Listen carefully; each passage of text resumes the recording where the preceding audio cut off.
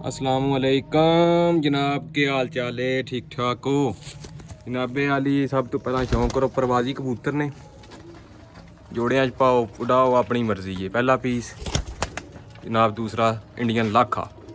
ठीक है, शौक करो इन्होंने। 2 पीस हो गए ने, टोटल 15 पीस ने। 700 रुपये पर फाइनल ने। नंबर नोट करो 0349 81 32 012। ए चेक करो तीसरा पीस। विच मोहर वाले कबूतर भी ने, नंबर दियां कड़ियां वाले कबूतर ने। शौक करो। ए बच्चे विच चेक करी जाओ जनाब। है कबूतर है, शौक करो इस नामी।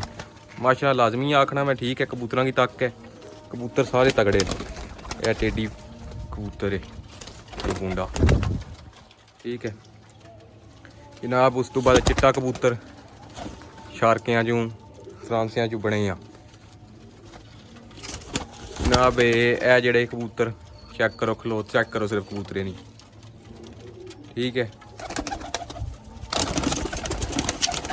इन्ने कबूतर सारे। ए टेडी पट्ठी है ये जनाब। जिन्ना गेमां बनानियां ना ये उन्ना वासी डील है। ठीक है, ये आउट क्लास अंडरस्टैंड ते गरंटियां वाले कबूतर जिन्ना की आखी इन्होंने वो कबूतर ने। टेडी कबूतरी है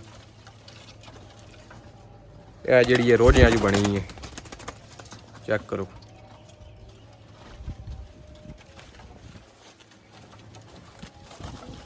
चेक कर लो सारे कबूतर एक बारी। ए चेक करो।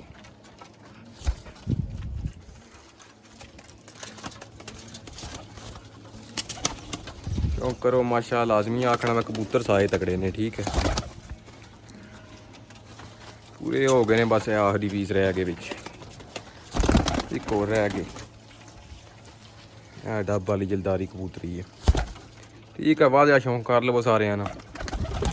ठीक है, और भी शौक करो ने। थोड़े बिच बड़े भुल गए ने सारे, हूँ शौक करो इन्होंने। ओके, अल्लाह हाफिज़।